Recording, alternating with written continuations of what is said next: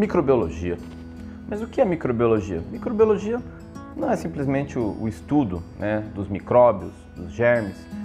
Já adianto para vocês que não são termos muito científicos, não são termos que a gente usa no dia a dia. Por exemplo, micróbios, germes. Germes parece propaganda de produto de limpeza, mata 99% dos germes. Vamos usar aqui o termo micro-organismo e nada mais é a microbiologia do que um ramo, ou até mesmo uma especialidade dentro da área da saúde, mas também dentro da área de biologia, que estuda os micro-organismos, sejam eles os procariontes, os eucariontes. Lembrando que as bactérias são seres procariontes, tá? E os seres eucariontes ficam aí os fungos, assim como também os protozoários. Mas o que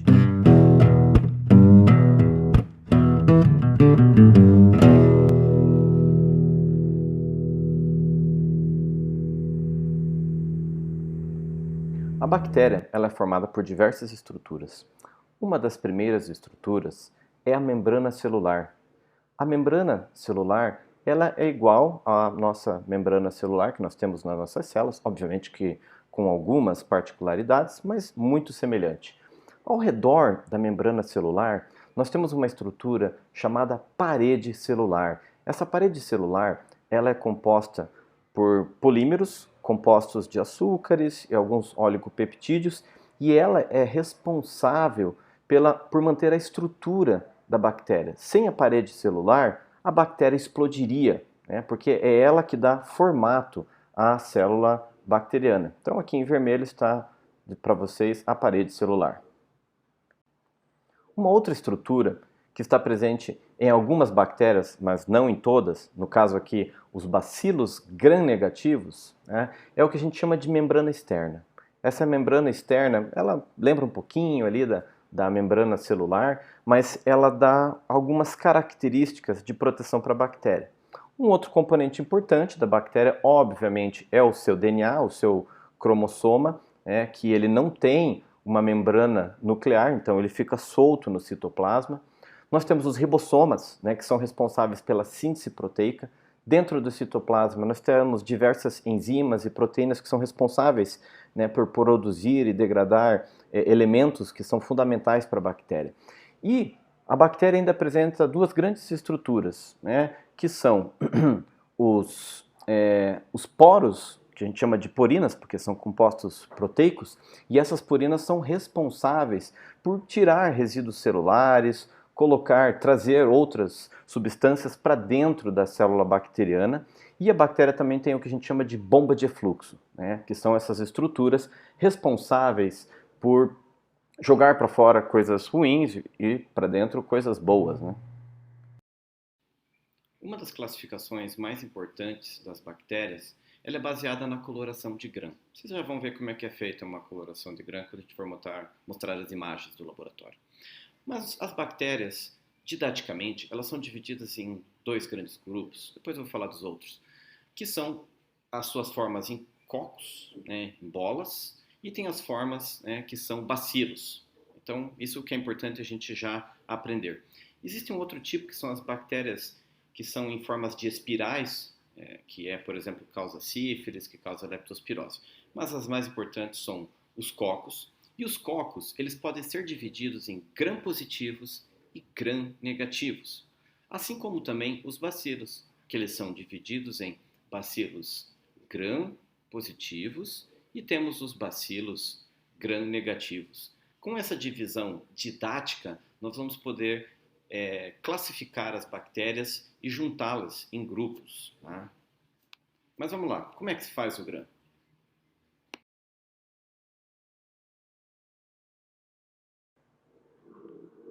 Para realizarmos a coloração de Gram, existem diferentes formas, algumas mudanças técnicas, mas em geral, numa placa a gente coloca um esfregaço onde a gente acredita que tem as bactérias, ou sabidamente nós, naquele material a gente sabe que tem as bactérias, e aí nós colocamos o cristal de violeta. A gente deixa esse cristal de violeta por 60 segundos, e logo depois a gente lava esse material com água destilada. A ideia do cristal de violeta é que algumas bactérias o cristal vai entrar, em outras não. Tá? Depois, né, nós colocamos o que a gente chama de iodo de Gram, ou Lugol. Também a gente deixa ali por 60 segundos. Tá? Aí, novamente, a gente lava isso com água destilada. Posteriormente, a gente coloca o álcool. Né? Alguns usam cetona também, mas ali por 10 a 20 segundos é um tempo suficiente. Tá? Novamente, a gente lava e coloca, por final, um corante, que a gente chama de fucsina. A partir desse momento, os cocos gram-positivos vão reter algum desses corantes, ao passo que os gram-negativos, no momento que a gente põe o álcool, eles não retêm. Então, os bacilos gram-negativos, né, eles não vão se curar pelo gram. Quer dizer, aquele complexo do cristal de violeta com o iodo ou Lugol, no momento em que eu passo o álcool, esse corante, esse complexo, ele não se faz, ele vai embora. E por isso que ela fica rosinha. Rosinha graças à fucsina. Né? Já ao passo que os cocos gram-positivos, ou os bacilos gram-positivos, vejam que eles vão ficar com uma coloração mais escura, né? Mais arroxeada. Isso porque, no momento em que o cristal de violeta e o Lugol, ou o iodo, se agregam no citoplasma da bactéria, devido às características da parede celular, que ela é mais espessa, o corante não sai com a aplicação do álcool. Consequentemente, ela fica com uma coloração como essa que vocês estão vendo. Então aqui, um bacilo gram-negativo, um bacilo gram-positivo, um coco gram-positivo, um coco gram-negativo.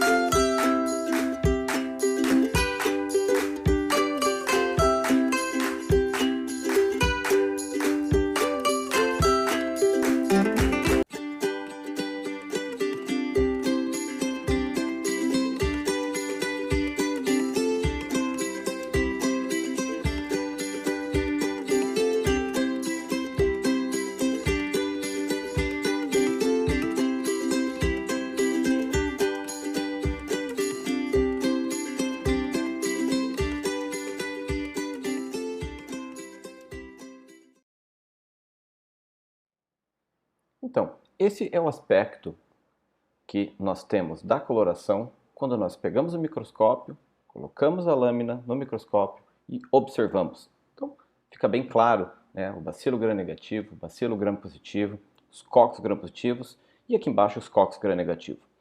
Essas outras duas imagens que vocês estão vendo aqui no centro, né, no extremo direito e no centro, vejam que uma delas tem um formato aí de um saca-rolhas.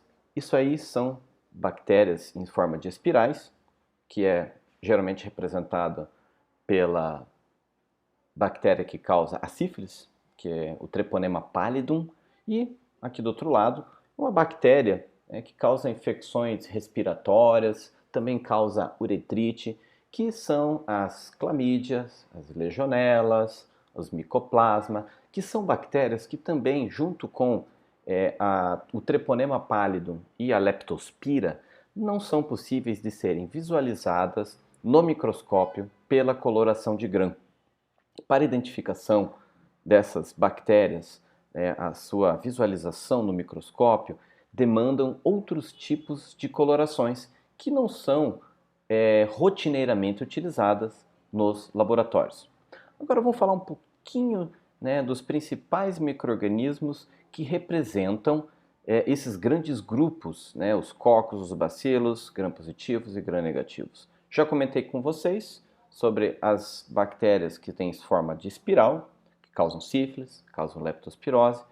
Dentro dos bacilos gram-negativos, nós temos um grande número de bactérias, geralmente que causam infecções urinárias, infecções intraabdominais, mais raramente podem causar pneumonias, mas são bactérias que têm uma grande chance de adquirir resistência antimicrobiana. Então eu vou comentar com vocês logo na sequência. Mas eu já chamo aqui a atenção, né, de alguns desses micro-organismos, que é a Escherichia coli, o gênero da Klebsiella, que tem várias espécies, o Acinetobacter, o Enterobacter, Salmonella, que todo mundo já ouviu falar, assim como também Shigella. Salmonella, Shigella são bactérias que causam diarreia e as outras bactérias aqui causam infecções hospitalares. Dentro do hospital, causam pneumonias hospitalares, infecção urinária hospitalar e na comunidade, a Escherichia coli e a Klebsiella são os patógenos mais comuns dentro do grupo das bactérias que fazem infecções do trato urinário. A listéria é o principal representante dos bacilos gram-positivos. Bacilos gram-positivos geralmente são bactérias que fazem parte da microbiota da nossa pele. Então, geralmente, eles não são patogênicos. Porém, a Listeria monocytogenes é um bacilo gram-positivo que está relacionado com infecções neonatais, infecções durante a gestação, causando parto prematuro, causa infecção da corrente sanguínea, tanto no prematuro quanto na gestante, e é uma bactéria geralmente relacionada a aborto. E é uma bactéria que é transmitida por leite contaminado. Então, a Listeria monocytogenes é uma bactéria, vamos dizer assim, o principal representante dos bacilos gram-positivos patogênicos. Dentro do grupo dos cocos gram-positivos, nós podemos dividir basicamente em três grandes gêneros de importância clínica, que são os Streptococcus, os Staphylococcus e os Enterococcus. E aqui eu já faço uma breve divisão, onde nós temos dentro dos Streptococcus, que é o Streptococcus pyogenes, que está relacionado à faringite streptocócica, a famosa amidalite. Nós temos o Streptococcus pneumoniae, como o próprio nome diz, é um causador importante de pneumonia, sinusite e otite.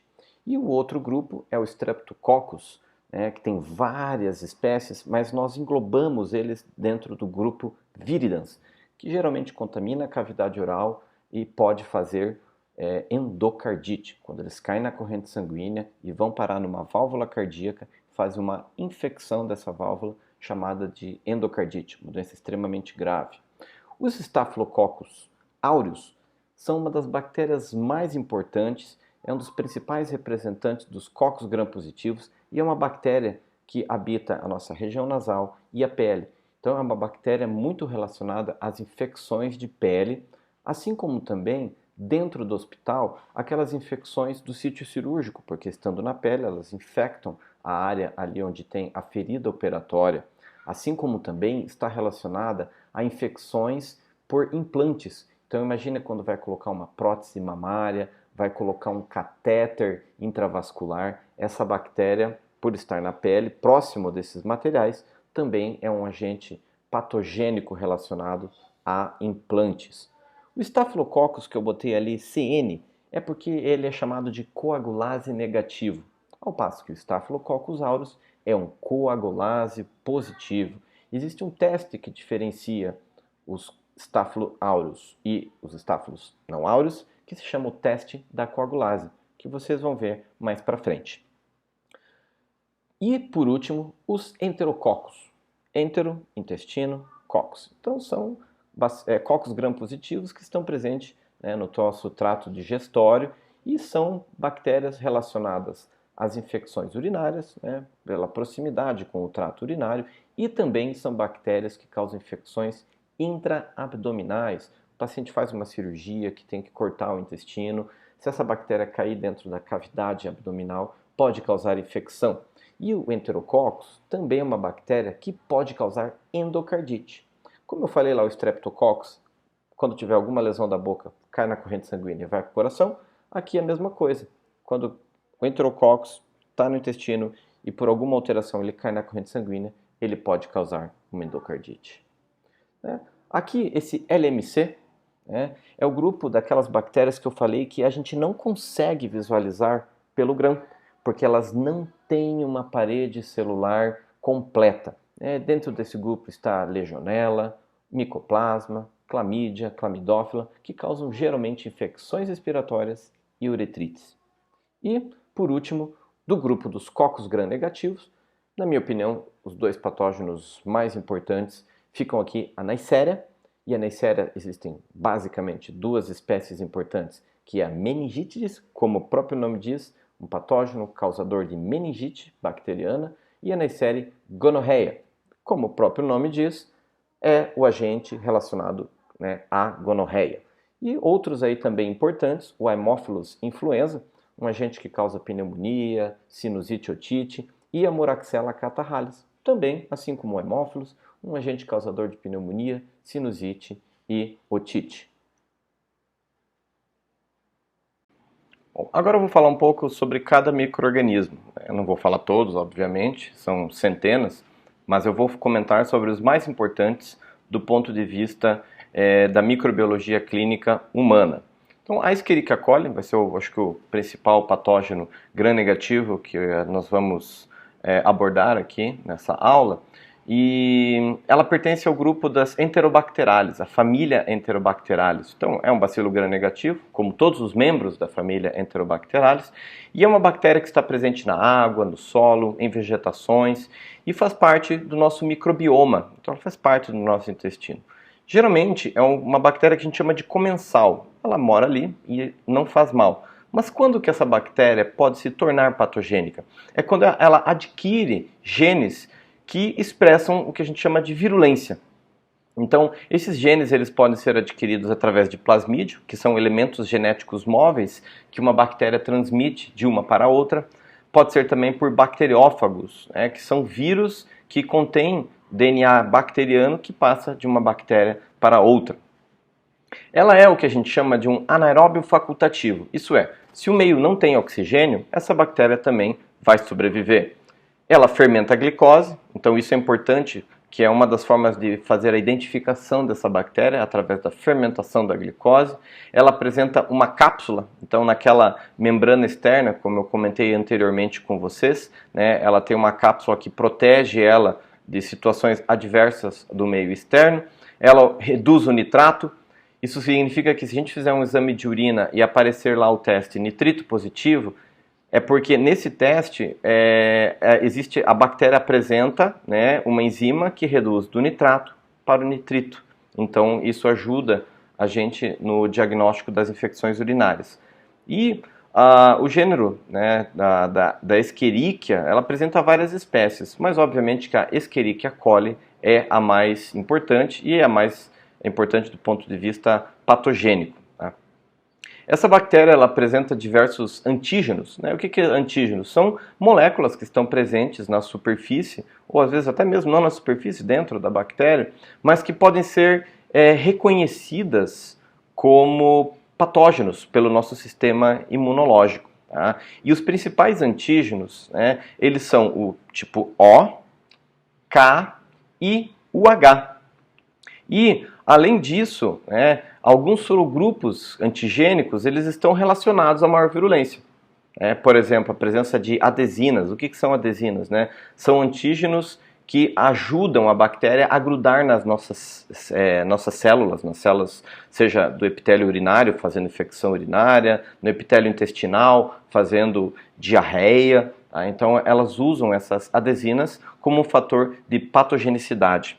Outras moléculas que a E. coli apresenta, que são fatores de patogenicidade, são endo- e exotoxinas. O que são exotoxinas? São substâncias, moléculas que a bactéria produz, que são eliminadas para fora dessas células. Lembra lá, nós temos os poros que servem para eliminar algumas substâncias.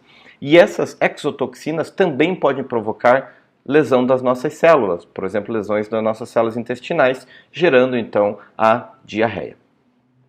Bom, a identificação da Escherichia coli, a gente vai ver depois que existem métodos manuais, existem métodos automatizados, né? Mas ela pode ser já presumida, né, no momento em que a gente faz a cultura dessa bactéria, num meio que a gente chama de agar-McConkey, tá?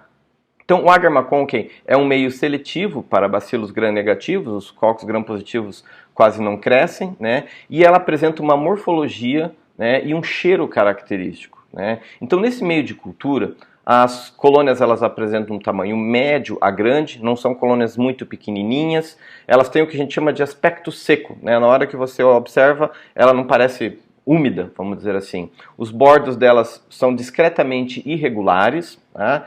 E ela tem uma coloração rosa com precipitados, que isso acontece devido à utilização da lactose que tem no meio do McConkey.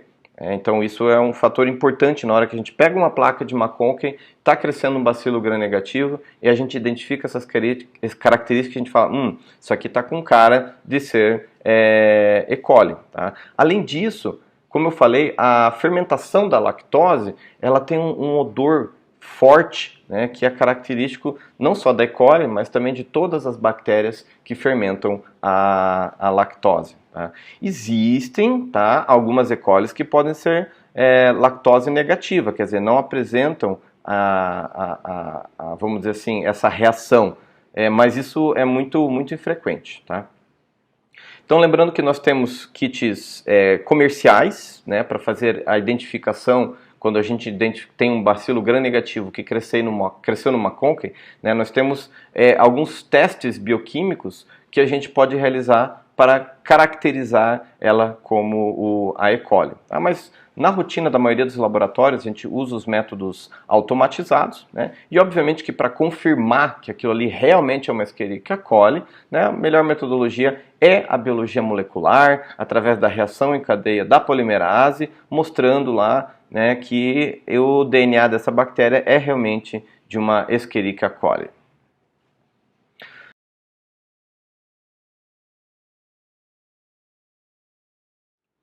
E a Klebsiella? A Klebsiella também é um bacilo gram-negativo, a gente chama ele de móvel, né? E o gênero Klebsiella ele é composto por várias espécies, sendo a Klebsiella pneumoniae a mais frequentemente identificada. Mas nós temos outras Klebsiella, como Ozenae, Rhiniscleromatis, Oxytoca, Plantícula e várias outras espécies de Klebsiella. E hoje, com o advento da identificação pelo mal de Toff, o reconhecimento dessas espécies menos frequentes tem sido cada vez mais comum. Antigamente era muito frequente nós termos um resultado lá, Klebsiella SPP, quer dizer, é uma espécie que eu não sei, eu só tenho certeza que é uma Klebsiella. Então, hoje a gente tem visto muito mais outras Klebsiellas além da pneumoniae. Então, ela também é uma bactéria que faz parte do nosso microbioma, né? E ela pode ou não ser patogênica. Isso depende de várias características genéticas. E ela está envolvida tanto em doenças da comunidade, infecções comunitárias, quanto também infecções hospitalares. E ela tem sido cada vez um patógeno mais importante dentro do hospital, uma vez que é uma bactéria que apresenta uma alta capacidade de adquirir genes de resistência, tornando-se uma bactéria multiresistente, o que tem dificultado bastante o tratamento desse tipo de bactéria. Tá? Sobre o reconhecimento da Klebsiella, né, no laboratório de microbiologia, quando nós colocamos, né, a Klebsiella ela cresce no meio de McConkey, como a gente já comentou com a Escherichia coli, ela também vai apresentar colônias arredondadas. Diferente da E. coli, ela tem os bordos regulares, é o tamanho médio a grande, não são colônias muito pequenas, também com aquela coloração rosa e a fermentação a lactose. Lembrar que a Klebsiella também possui cápsula, né, o que torna suas colônias o que a gente chama de gomosas e mucoides. É diferente da E. coli, que elas são mais secas, a da Klebsiella ela é mais gosmenta, vamos dizer assim, né? E quando elas são incubadas durante muito tempo, a lactose do meio ela pode ser totalmente consumida, né, levando às vezes à interpretação errônea desta prova. Então, por isso que a identificação ela tem que ser no tempo adequado. Não dá para deixar lá a bactéria na placa muito tempo, porque isso pode realmente dificultar a interpretação. Tá? Então, essa prova ela é fundamental. Com relação às outras características bioquímicas que nós observamos nos kits, isso também permite diferenciar a E. coli, como o teste do indol, a mobilidade, teste de lisina, ornitina, presença ou não de gás, fermentação de outros açúcares além da lactose, como a saccharose, o sorbitol, arabinose e odonitol. Então, conforme a fermentação ou não dessas moléculas, desses açúcares, vão ter testes diferentes que vão mostrar então que, opa, isso aqui é uma Klebsiella.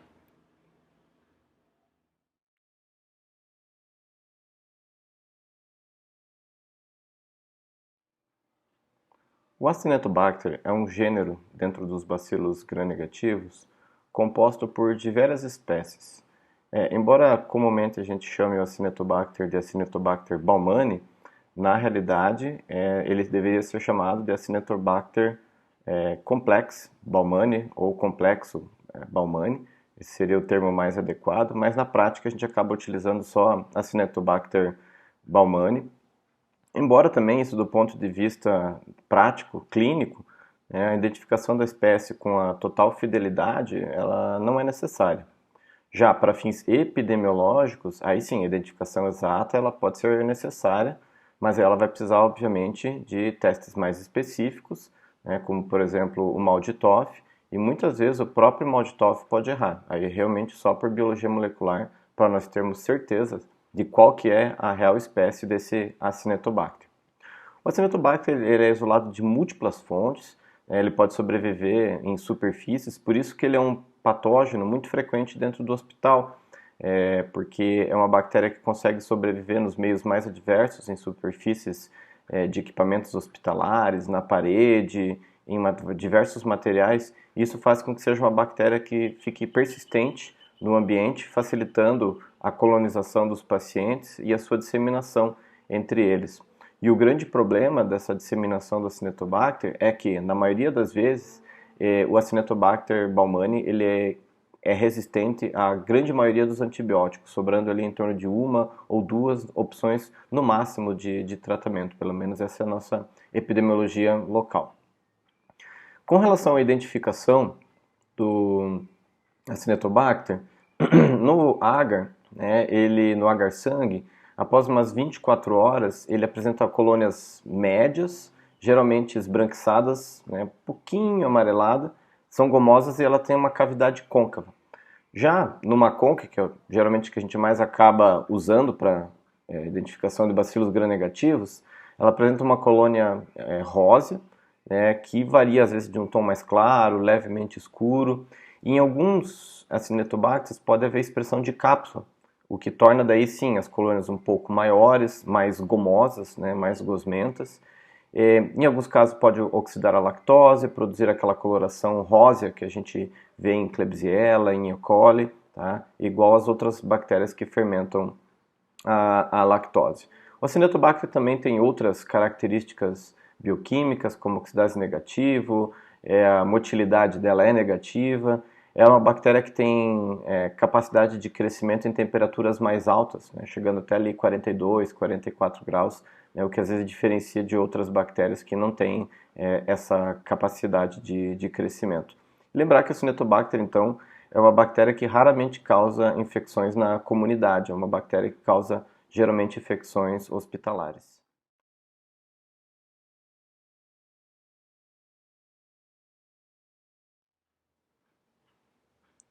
Pseudomonas aeruginosa é um bacilo gram-negativo que é considerado como um agente ambiental. Então ele habita o solo, a água, várias plantas. É uma bactéria que gosta muito de lugares úmidos, embora ela também faça parte da microbiota humana, também podendo ser encontrado dentro da microbiota, não só no intestino, mas também na cavidade oral, nasal, algumas vezes na pele também. Porém, a Pseudomonas aeruginosa, ela só causa infecção em situações, vamos dizer assim, de oportunidade. Então, ele é um patógeno oportunista, quer dizer, o paciente precisa estar imunossuprimido, o paciente precisa ter feito uma cirurgia, não é um patógeno que habitualmente faz uma infecção simplesmente por ter uma grande quantidade dessa bactéria no devido lugar e fazer uma inflamação, evoluindo para uma infecção e doença, né? Então, é considerado um patógeno oportunista, associado principalmente às infecções hospitalares, embora também possa ocorrer infecções comunitárias por pseudomonas, geralmente associada a ferimentos úmidos, com borracha, piscinas, o furô, tá? Mas em geral é uma bactéria que nós encontramos dentro do hospital, tá? A Pseudomonas é uma bactéria, vamos dizer assim, bastante complexa, né? Ela possui vários fatores de virulência. Uma bactéria tem a capacidade de produção de vários polissacárides extracelulares, gerando o que a gente chama de biofilme. E isso evita, né, a fagocitose, e é isso que também dificulta a eliminação dessa bactéria do nosso corpo durante uma infecção, fazendo com que ela fique colonizando e seja uma bactéria de difícil erradicação, porque nessa matriz extracelular que a bactéria tem, faz com que o antibiótico não chegue em quantidade suficiente. A Pseudomonas, junto com a Acinetobacter, são os dois patógenos que a gente chama de não fermentadores de glicose mais importantes, porque a família Enterobacterialis, elas são fermentadoras de glicose, ao passo que o Pseudomonas e o Acinetobacter não fermentam a glicose. Embora Pseudomonas seja um patógeno mais importante do que o Acinetobacter, pelo menos a nível mundial. Mas claro que em alguns hospitais isso pode ser diferente. A Pseudomonas não é uma bactéria difícil de ser identificada do ponto de vista da microbiologia clínica. Geralmente não requer provas bioquímicas complexas, é fácil ser identificada na cultura de agar, ela tem um pigmento esverdeado, ela faz no agar-sangue hemólise, ela tem uma característica metálica e de acordo com o meio ela pode ficar completamente esverdeada devido à produção da pioverdina, né, e a piocinina, que é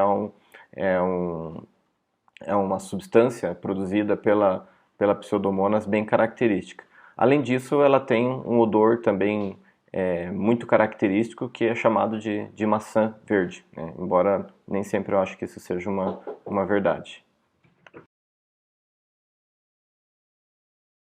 O Staphylococcus aureus é um coco gram positivo e ele está relacionado a diversas infecções humanas. Então, essas infecções podem ser localizadas ou disseminadas.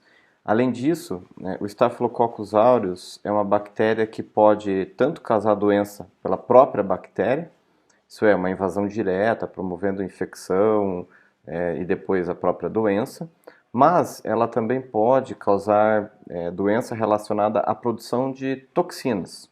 Então, ela pode causar vômito, diarreia pela toxina, mas também essa toxina pode cair na corrente sanguínea, fazendo síndrome de choque tóxico.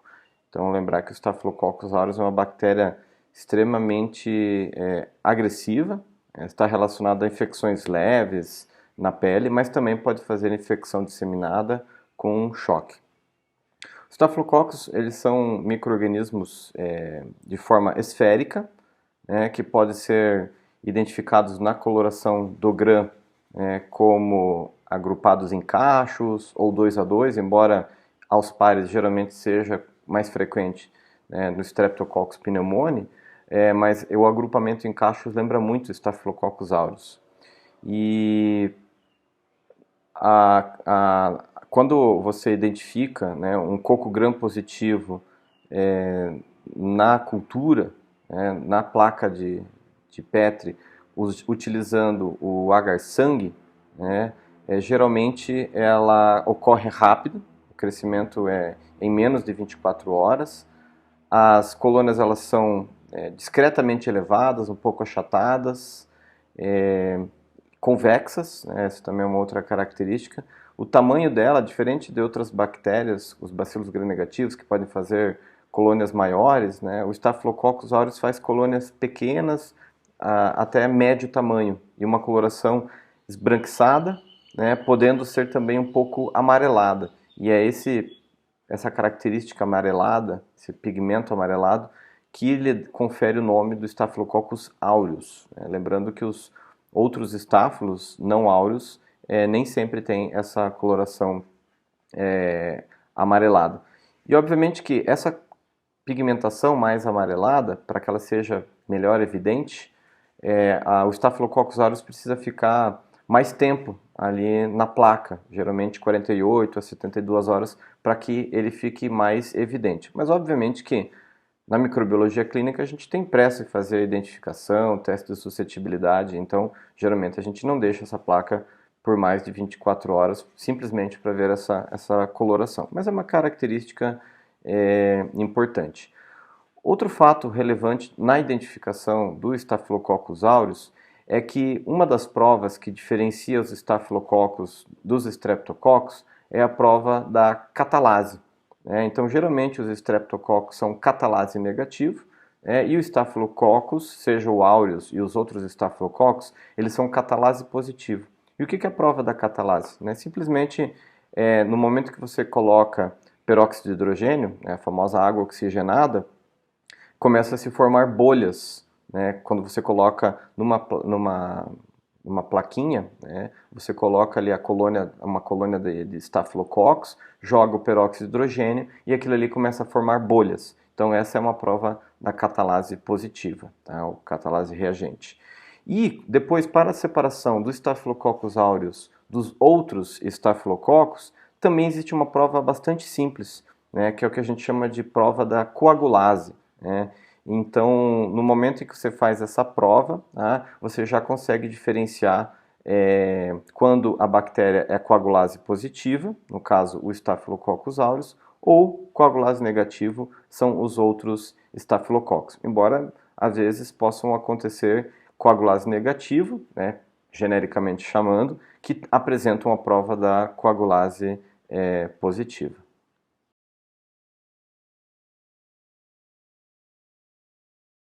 Os streptococcus são bactérias catalase negativa.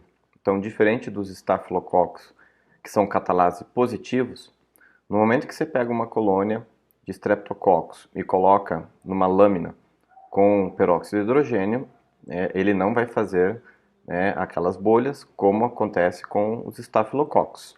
Então, sendo gram-positivos, eles formam colônias em forma de cocos.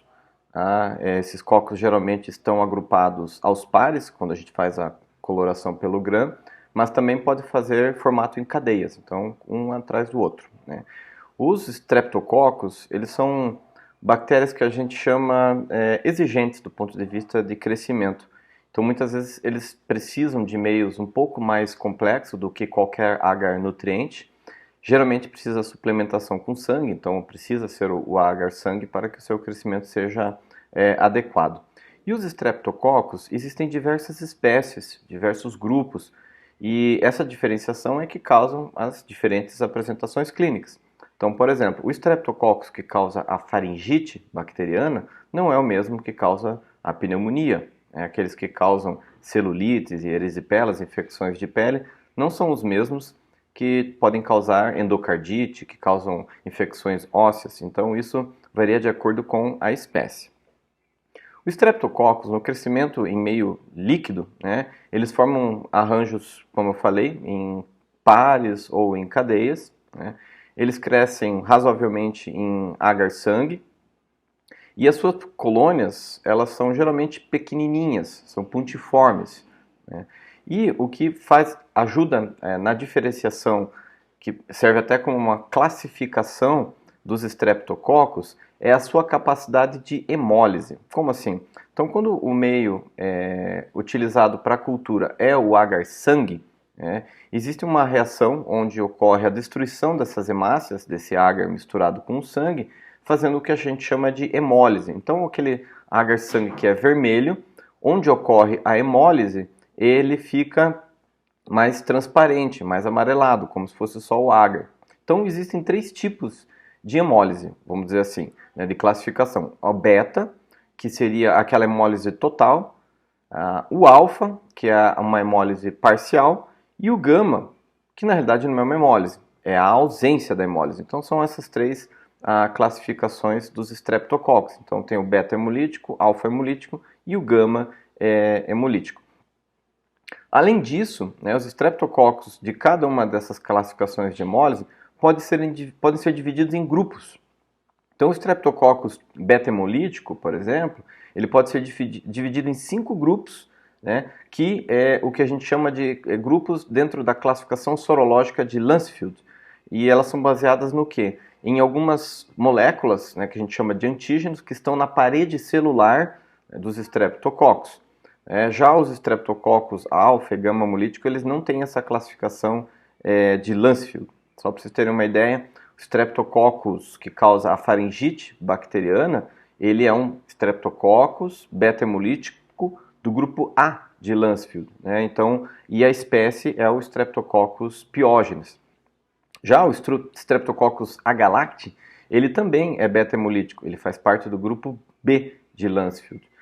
Agora, os Streptococcus pneumoniae que causam a pneumonia, eles são alfa-hemolíticos, então eles não fazem parte da classificação de grupos de Lancefield. E lembrando que o Streptococcus pneumoniae é o principal patógeno bacteriano relacionado à pneumonia na comunidade, também é um agente importante de sinusite, de otite e pode fazer infecção cardíaca e até mesmo osteomielite, mas a pneumonia, otite e sinusite são as principais infecções relacionadas ao Streptococcus pneumoniae. Tá? Em relação ao Streptococcus pyogenes, né, então eu já comentei sobre as características da colônia.